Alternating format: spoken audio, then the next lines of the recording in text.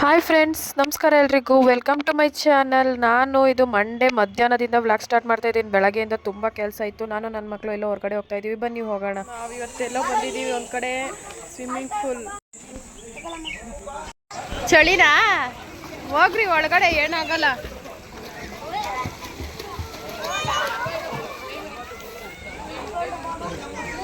ನಾನು ಅದಕ್ಕೆ ಹೇಳಿದ್ದು, ಬಿಡಮ್ಮ ನಾಳೆ ಬರೋಣ ಅಂದರೆ ನೀನು ಕೇಳಲ್ಲ.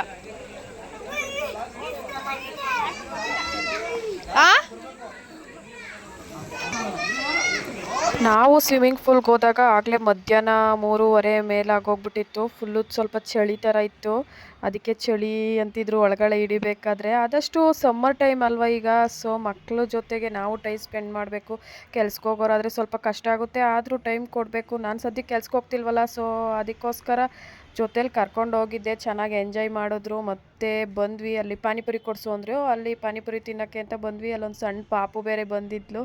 ಅವಳನ್ನ ಮಾತಾಡಿಸ್ಕೊಂಡು ಇನ್ನೂ ಪಾನಿಪುರಿ ರೆಡಿ ಆಗಿರಲಿಲ್ಲ, ವೆಯ್ಟ್ ಮಾಡ್ತಾ ಇದ್ವಿ.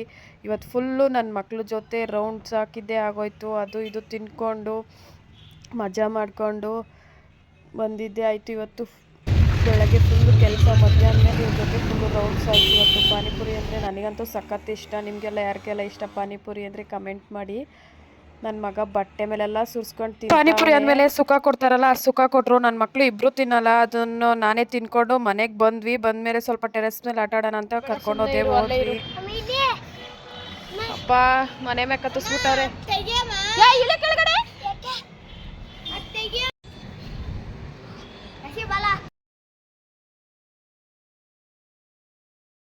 ಸ್ವಲ್ಪ ಹೊತ್ತು ಆಟ ಆಡ್ಸ್ಕೊಂಡು ಮನೆಗೆ ಬಂದೆ. ನನ್ನ ಮಗೊಂದೊಂದು ಚಿಪ್ಸ್ ಇತ್ತು, ಅದನ್ನು ತಿಂದ್ಬಿಟ್ಟಿದ್ದೆ.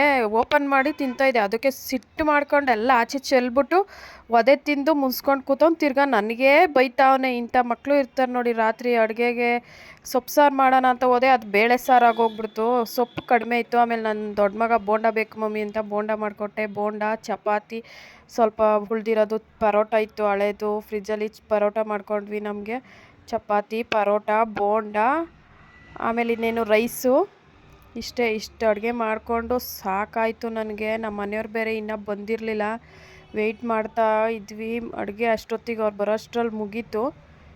ಈ ಅಡುಗೆ ಮಾಡೋದಂತೂ ಎಷ್ಟು ಕಷ್ಟ ಅಂದರೆ ಸಾಕಾಗೋಗ್ಬಿಡುತ್ತಪ್ಪ ಅಡುಗೆ ಮಾಡೋಕ್ಕೆ. ನನ್ನ ದೊಡ್ಡ ಮಗಂಗಂತೂ ಇರೋದೇನು ತಿನ್ನಲ್ಲ. ನನ್ನ ಚಿಕ್ಕ ಮಗ ಇರೋದ್ರಲ್ಲೇ ಅಡ್ಜಸ್ಟ್ ಮಾಡ್ಕೊಂಡು ತಿಂದ್ಬಿಡ್ತಾನೆ. ನನ್ನ ದೊಡ್ಡ ಮಗಂಗೆ ನಾನು ಹುಷಾರಿಲ್ಲ ಅಂದ್ರೂ ಮಾಡಬೇಕು ಚಪಾತಿನೇ. ಯಪ್ಪ ನನಗಂತೂ ಸಾಕಾಗೋಗುತ್ತೆ. ಮಾಡಿಕೊಟ್ರೆ 3 ಬೋಂಡ ತಿಂದು 3 ವಾಪಸ್ ಎತ್ತಿಟ್ಟವನೆ. ಸರಿ ಚಪಾತಿ ಎಷ್ಟು ಬೇಕೋ 1-2-3 ಮಾಡಿಕೊಟ್ಬಿಟ್ಟು ಉಳಿದಿದ್ದೆತ್ತಿ ಫ್ರಿಜ್ಜಲ್ಲಿಟ್ಟೆ. ಅಡುಗೆ ಕತೆ ಮುಗೀತು.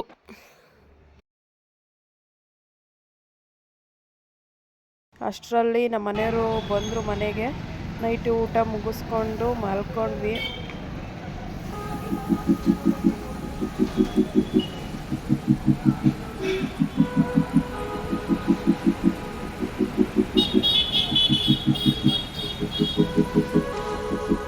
ನೈಟ್ ಇದು ವ್ಲಾಗ್ ಎಂಡ್ ಮಾಡೋಕ್ಕಾಗಲಿಲ್ಲ, ಸೊ ಕಂಟಿನ್ಯೂ ಮಾಡ್ತಾಯಿದ್ದೀನಿ. ಟ್ಯೂಸ್ಡೇ ನಿಮ್ಮ ಜೊತೆ ಕರ್ಬೂಜ ಜ್ಯೂಸ್ ನಾನು ಹೇಗೆ ಮಾಡ್ತೀನಿ ಶೇರ್ ಮಾಡ್ಕೊಳ್ಳೋಣ ಅಂತ ಹಾಗೆ ಸುಮ್ಮನೆ ಒಂದು ಶೇರ್ ಮಾಡ್ಕೊತಾ ಇದ್ದೀನಿ ಅಷ್ಟೇ. ಇದು ಫಸ್ಟ್ ಟೈಮ್ ಮಾಡ್ತಾ ಇರೋದು ನಾನು.